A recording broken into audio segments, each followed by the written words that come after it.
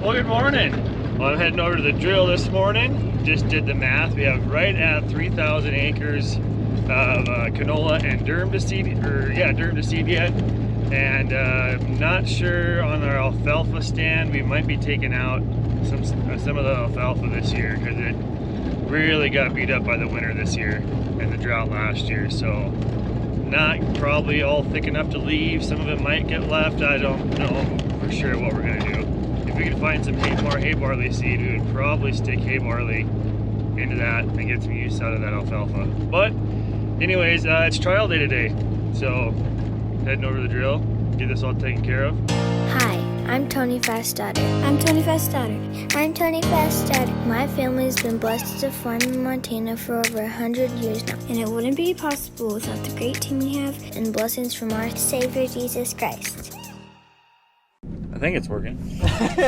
Well, me and Nacho are headed over to the west bin site to grab the fire truck, the 550, and then we're gonna go north to where he's been rolling and grab the twin blade that we had on the MX200, and then he's hopefully gonna go rolling, and then I'm gonna bring the twin blade back down here to the bin site and put it on the case 145, and then go where Tony's seeding and probably fill in some gopher holes.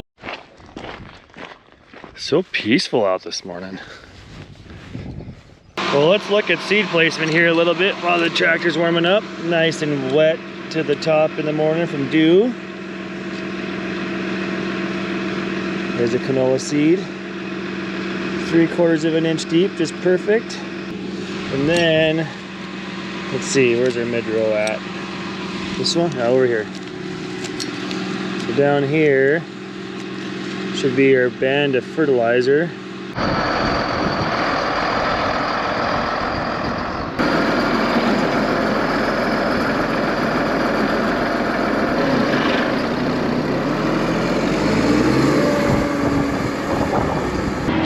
Off we go. Let's see here. 125 acres of canola seed left before we can start that variety trial. So get that seeded out, and the Liberty guys will be here in a couple hours. Hour and a half maybe. And we'll get that going. Twin blade on the 145 and the grapple bucket. So now to head over east to where Tony's planting. Or seeding, not planting, seeding. First variety of the test plot going in right now. Just takes a little itty bitty bit of seed. Here we are in the old but gold MX200 in the 1,000 acre field, rolling again after a small rain delay we had yesterday. But actually it came in the right moment because now the roller is doing a pretty decent job with the rocks. And yeah, this is gonna take us more than a while because it's going slower than with the Magnum, with the 370. So we'll see. We already have done 225 acres, and this is the 1,040-ish acre field. So some of you were asking about how we farm in Argentina and what we do. And yeah, we have a dairy farm. That's our own farm. We have 250 acres, and that's the only ground we own. Everything we do in that farm goes to the cows, and that's a very basic system. We have alfalfa. We grow some corn for doing wet corn. And we also do some corn silage, some bales for the winter, and also that silage goes for the winter, and that's it. Some people is living in that farm. They are also doing the work, they are milking the cows, and yeah, that's it in the dairy farm. So we are also renting some land. We grow early beans and late beans. We grow also wheat in the winter, and we grow also some late corn over wheat stubble or early corn over soybean stubble. Yeah, that's how it works. We farm all year round. That's a little bit of how farming in Argentina works, and well, I hope you like this info. Is this a good backdrop here? You want to see my... Yeah, look at these beautiful clouds behind us. Oh, that's awesome. We're gonna get thunderstormed out later today, maybe. Be So, Roosevelt County backdrop there. yeah, there you go. good. Thistles and everything. Drought leftovers from last year. Yes, utilizing every bit. So Every bit of fertilizer.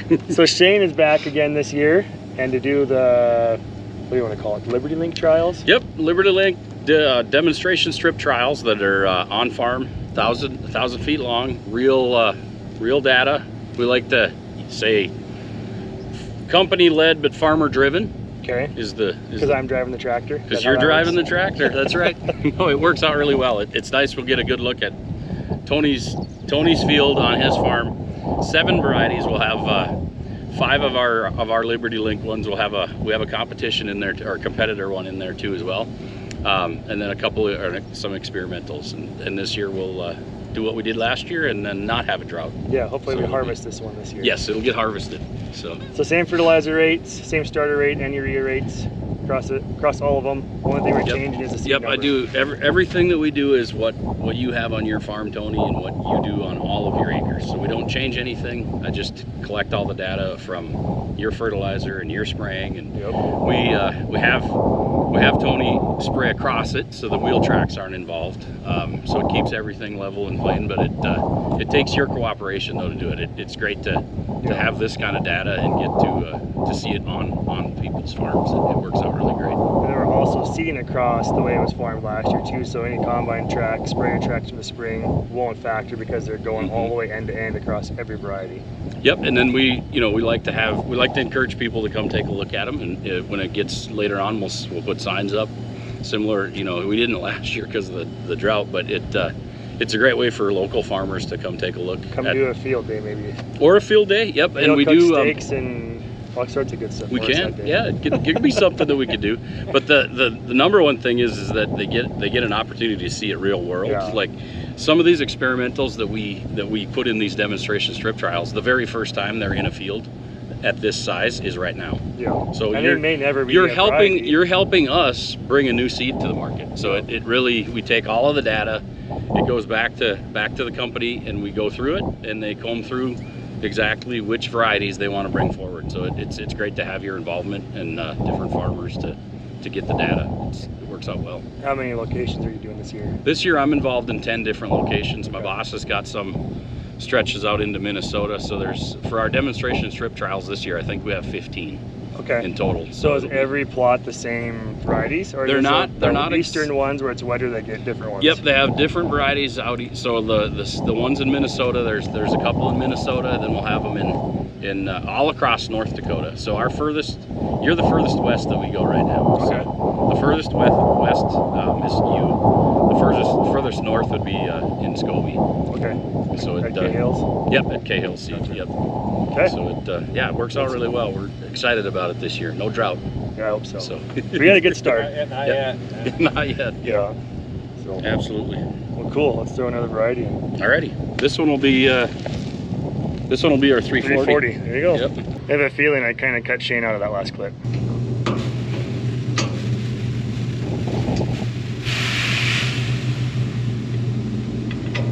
You got nacho roll and stuff?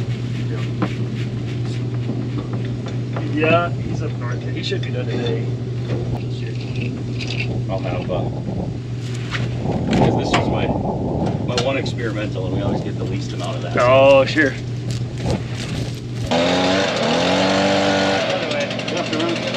Right in my ear hole. Oh no.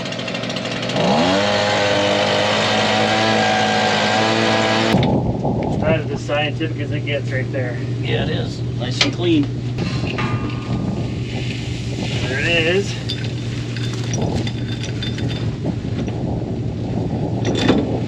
Yeah, working with all this stuff and doing it on these different air seeders all the time. The number one thing is to not hit my head. If I get through a day without hitting my head, I'm a happy man. You need one of those ready like plastic skull caps that go inside your bowl cap. Inside the, yeah. They work good. Yeah.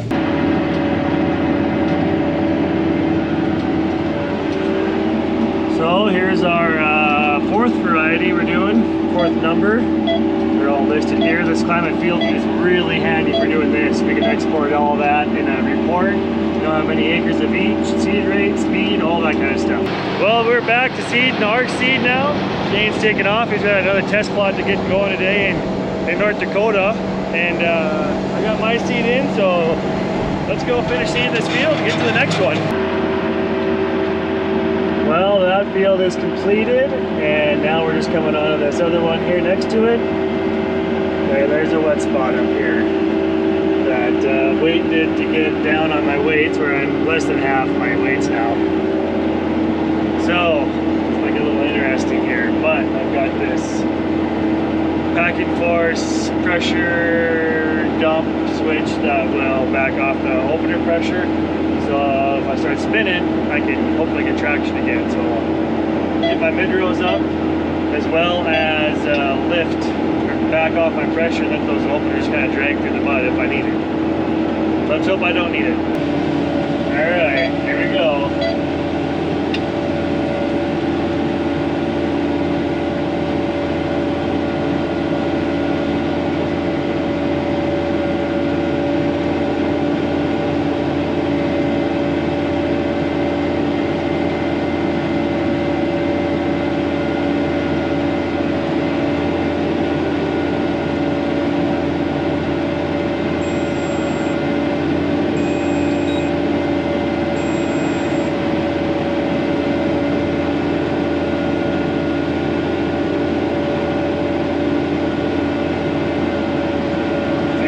Slip, that ain't bad.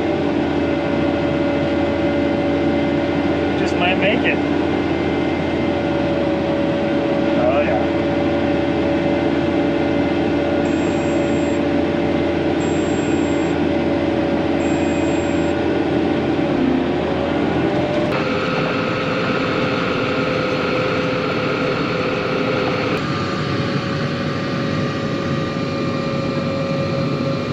Oh, it's finally t-shirt weather out.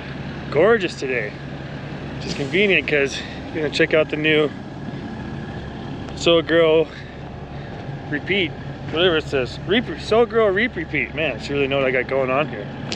It's available at Farm Focused. It's probably one of my favorite shirts that we got with them, so go check that out. That link's in the description. But 415 acres seeded without having to stop to fill the drill with fertilizer. So I need to do that now though, because I am empty, well, almost empty. Make about another 10 acres before I need to be completely empty. Yeah, I'm seeding again, and they'll happen so fast, and the camera was down on the bottom and I was up on the top of the cart, and yeah, I'll film the next one though. 400 more acres you're gonna have to wait though. Here we go, last pass of the season 22 of rolling.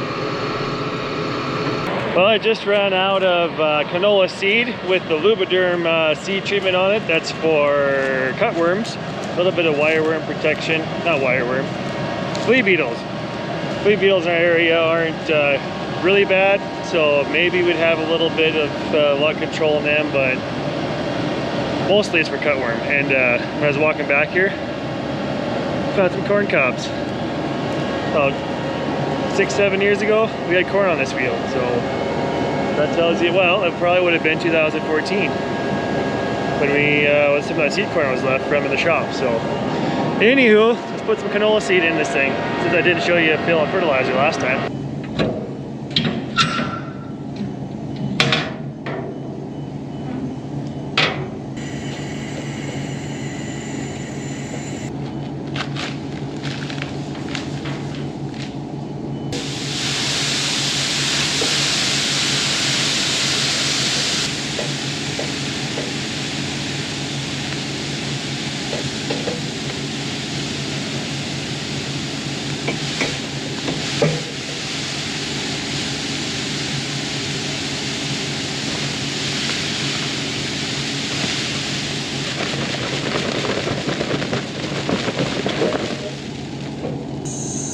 That was $14,000 right there. Look at that dust cloud. Isn't that saying go seed in the dust, bins bust? Hopefully that's what happens this year.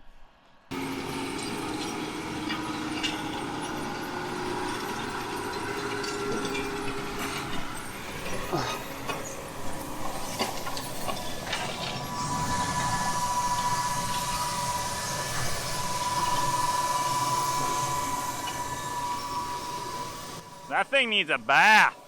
She dirty. Yum, I got a little dust in that one. Hey, mouse. Hey, get back here. Ha ha! Got him. That's right, mouse killer now. Cool thing I think that I really like on the stash trailer, and I don't know if you've seen it in the videos, I caught a glimpse of it, but now that I've been around it, I've seen it. I don't know if he's shown it off yet, but this is what I like the best about this trailer. It has this saying, farm hard, pray harder on it. That's pretty sweet if you ask me. It's got his Fast Ag Montana logo on both sides of the dash, which that's pretty cool to me. But don't forget, subscribe and like the video so you can see more of Tony's content. I'm pretty sure that 14,000 is a little high. I guess it's closer to $10,000 for a bag of seed, but either way, it's pretty expensive. But luckily, it only went down like 3.2 pounds of seed. This is seed size A, which is the smallest seed, around 104, 105,000 seeds per pound. So we get 325,000 population per acre. 325,000 seeds per acre. We want about 300,000 live plants. So we always are better than that on germination, but that's just what we've always done. That's what we shot for. We had good stands. We'll see with this drill compared to our Seedmaster how that stand comes out, but I don't think it's going to be much different. That right there is the hill that Colin had trouble on last year. He picked the drill up, turned it down the hill, and the cart went downhill and pushed the back of the tractor sideways, and I got the track to the hitch and just stopped everything. Put the brakes on pretty hard, so didn't do any damage, just needed new underwear, I think. And those tracks right there that Colin smoothed out were from getting stuck a couple of years ago on this field. So this field's got a history of not liking air drills. Seems dry now though.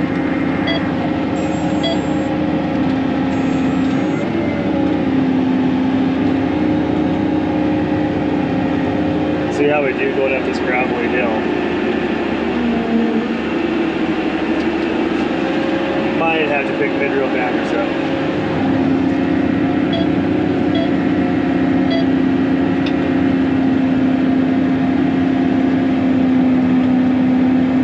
Oh, I think we're gonna make it. Take a little pressure off just for a second. No problem.